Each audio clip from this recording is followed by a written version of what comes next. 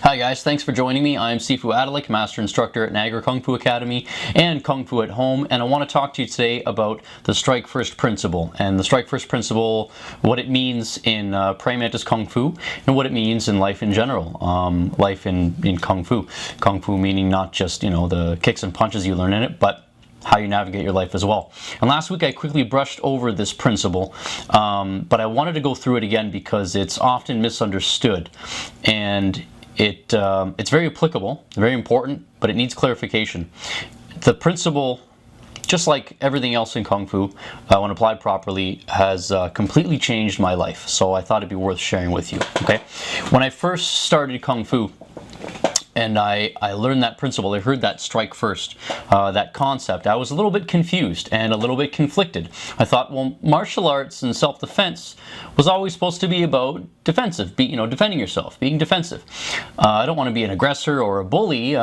Being bullied was the reason I got into martial arts in the first place. So strike first seemed to be kind of aggressive and destructive.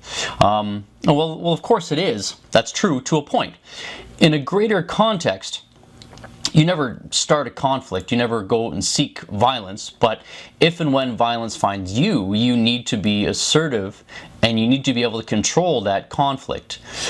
This can be done even if this is done properly. It doesn't require any actual physical strike first.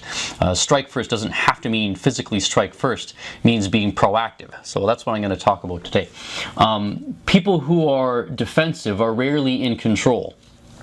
So I eventually learned that the wisdom of the strike first principle had less to do with physical combat and more to do with how we live. Just like so many other lessons in Kung Fu that you learn along the way. It's not just, improving your self-defense ability, but it's having a positive effect on your entire life. Now just let me clarify so you don't think I'm psychotic. Let me give you a little more background on how we teach this to our students so we're on the same page. We don't teach our students to go around knocking people out when they get ridiculed or someone calls them a name or makes fun of them. We don't teach these techniques to people who are going to use to hurt people to prove their toughness or defend their honor or anything stupid like that. It's purely for self-defense when you need to protect your life, right? In combat, there are a certain amount of restrictions one must place on themselves before actually striking another person. And even while teaching these restrictions, we still screen our students and only accept those that we feel won't abuse these concepts, because we don't really want that on our conscience. The restrictions are, one, any confrontation that is borderline physical, you need to walk away or even run from when possible, right? If you're not cornered in, you need to just leave as long as you or no one else is getting hurt. That's number one. And the second part is you have to make sure you've exhausted all options of trying to verbally de-escalate that conflict, right? Through communicating, through proper body language. If that fails, then we move on to step number 3. The person must be making a very clear intent to do physical harm. Moving toward you, looking like they're ready to choke you, or moving forward with fist clench and winding up. Anything like that where they're moving in that kind of natural bubble where you don't feel safe. If they're making that clear intent, then it's justifiable you defend yourself, right? Within reasonable force. So given the situation when you know a physical attack is impending, you don't want to wait to see what's going to happen. You want to make sure you act. When you act, you're forcing the other person to react to you. And this is more likely to put them on the defensive. You then are more likely to be setting the stage for how things will be unfolding. You're being proactive instead of reactive, basically. Now there are a lot of techniques, there's a lot of technical stuff on the physical side that corresponds with this that I'm not going to go into here because we're looking at the bigger picture. But the main lesson here is that you need to be proactive. This technique applies not only to physical confrontation, it also works well in verbal confrontation as well. You can see this one, even if you're just kind of in an argument. So try this for fun. Here's an example. I love doing this one. The next time a telemarketer calls you for whatever charity, right? Don't hang up on them if that's something you usually do. Okay, I get like a dozen of these a day. For having a business line, I get them like crazy. So, you can't give to all of them. So I usually use this opportunity at least to practice a little bit of verbal self-defense, right? Verbal jousting. So you notice when they call, it's usually two questions they ask. So someone will call and you'll hear, depending on your, what your phone service is like, you'll say hello, and then because it's an automated system, hello, you'll say it again because it doesn't click on right away, and then in most cases oh, it's a telemarketer, crap, and you're already hooked. And they say, oh, hi, is this so-and-so? And there's the first question, and you say, yes. Now, typically, you don't say yes, you say yes. So notice you're kind of asking yes, so you're kind of already sounding like you're on the defensive, right? That's the first question. And the second question I ask you again, how's your day going? And you would say, fine. How are you? And then they say, well, I can't complain, and if I did, who would listen, right? Or they say some other tacky joke like that, just to gauge where you are and how defensive you're going to be in that conversation. And then they launch that endless spiel, like, every year so many people get caught in this or that, and it's a very sad story, and you want to be polite, so you want to wait for the gap so you can tell them, look, I already gave at the office, or I already support this charity, that charity, or whatever, but the gap doesn't come. The spiel just keeps on going, and it's endless. So this is where you need to start practicing hitting back. So try this. Start by asking a question, okay? And it can be very simple. Sorry, who is this? You might have to ask a couple times, because if they're on the spiel, they'll probably ignore the first question you ask and keep on going with it, hoping to get out the whole thing before you say no. So say, I'm sorry, who is this? I'm sorry, who is this? And who are you? Have I donated to you before? How many times a year do you make these calls? And think of any questions you can just to see how they respond. And what happens automatically is you're taking them off the script and you're putting them on the defensive. So any question will do. It doesn't matter what you're asking. But try to keep going with those questions to kind of keep them off balance. It will be hard for them to get back on script. And I'm not saying you don't want to be rude, okay? Be honest with the person, and when the time is right, let them know that you're not interested in contributing to whatever it is, or you gave at the office, or you did it online, or whatever it is. Or if you want to support it, go ahead and do it. But the point is, this is a lot like combat. In a conversation, whoever is asking the questions is in control of that conversation. Whoever is throwing the strikes is typically in control of that fight. When someone asks you a question, you have to stop your train of thought, and you've got to think about the answer. Even whether you're going to answer or not doesn't matter. You still got to go through it in your mind, right?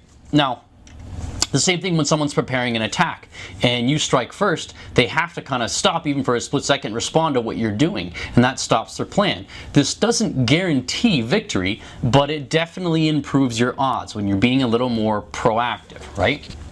So this is useful, like we talked about, for physical and for verbal exchanges, but the greater lesson with proactivity, with striking first, comes when you're using it in your life. So strike first, as I said before, is about being proactive, right? This means that you don't just wait for things to react to. Now, the majority of society tends to be very reactive, and it shows.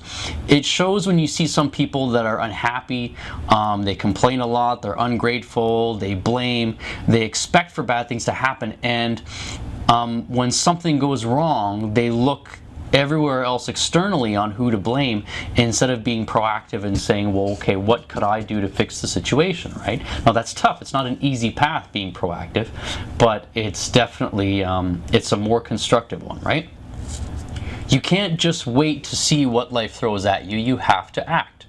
Will this guarantee your success? No. But just like being proactive in a fight, it won't guarantee you're not going to get punched in the face, but it will definitely improve your odds.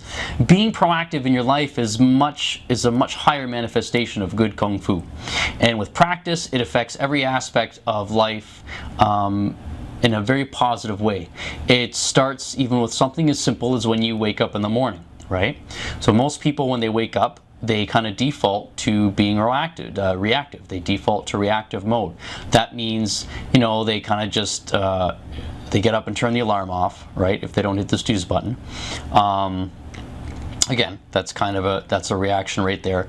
They go and put on the news or read the paper. If anyone reads the paper anymore, we're more likely to open up Twitter or Facebook, and you don't have to wait long at that point to see something negative that you're going to react to, and you're going to have an opinion about it, right? And it's probably a negative opinion, right? Most people, when they read the news, they just like to shout at it. They don't say, okay, that's not good, but why don't we do this? That would be proactive. Most people don't do that. We just want to complain at whatever it is we see on the screen, right? So normal habit. The news cycle on any given day is about 90%, I would think, 90% negative. So there's bound to be something that puts us in a less than stellar mood whenever we click on it, open it, read it, or whatever. So this will start, when you do this, it starts a pattern from one negative reaction to the next. And it'll affect the whole day negatively. Now, in our Kung Fu program, in our various programs, when a student starts to learn and internalize a proactive approach, they start to change these habits a little bit in a more beneficial way over time. For example, a proactive approach to getting up in the morning and starting your day would be to not touch your phone, no matter what. It's blinking, don't touch it. Don't look at your phone. You first get up in the morning. Do something else first. Nothing is that urgent. No one's going to know the difference if you checked your phone, right when you woke up, or you checked it half an hour later, because that's when you would have hit the snooze button till anyway, right? So you don't need to touch your phone right away. Start your day off with something that brings you a little bit of joy, either your coffee ritual or your tea ritual, either one. A big part of being proactive would be writing out your goals for the day, writing out things that you're grateful for, light exercise, meditation, or prayer, whatever it is that puts you in that good mood. Okay, now this may seem tacky unless you've actually made it a habit. And if you've made it a habit, if you're reading this and you do that, and you're like, well, yeah, duh, that's common sense, right? Well, not so much, because a lot of people will think, well, it's stupid. I can't do. When you start striking first, like this, when you first wake up, you soon realize that this part of the morning is like the rudder for the rudder for the whole day. It steers the rest of the day. Now, is this going to guarantee success for you? No. Just like in combat, there's a good chance you're going to get punched in the face, and it's going to hurt, and you're not going to like it. But if you don't plan on giving up, it's going to greatly improve your odds, just like in every other scenario. So I hope you take from this that strike first principle. I hope you've understand it a little better, and it doesn't mean that you go around and you punching your problems in your face, in their face, and it doesn't mean that you strike first because you think that person might have attacked you maybe at some point. Strike first means that when you know something is impending, you have to be proactive. You can't wait and be on the defensive. Once you understand that, you apply it to everything, right? Don't wait to see what life throws at you. You want to be proactive and plan and design your life, and it'll unfold the way you plan it most of the time if you're proactive about it. And I'm not kind of just rattling on. I believe in this very thoroughly. I've built my my school and my life, my livelihood around this principle, and I'm very happy with it. And like I said, has it been perfect? No. There's been a lot of punches in the face, but it's helped me get to where I need to go most of the time, and it's really improved the odds in my favor. Thanks for watching this video. I hope you enjoyed watching it as much as I enjoyed making it. And if you are curious about our Kung Fu programs and how they, how they help us with self-defense, but not only that, they help us develop physically, mentally, and spiritually, and help us shape our lives in a proactive way using this philosophy. If you're interested in that, there should be an opt-in box somewhere at the bottom for a free trial, so you can check out some of our stuff and see if it can help you, on your own journey. Thanks for joining me, and I'll see you soon.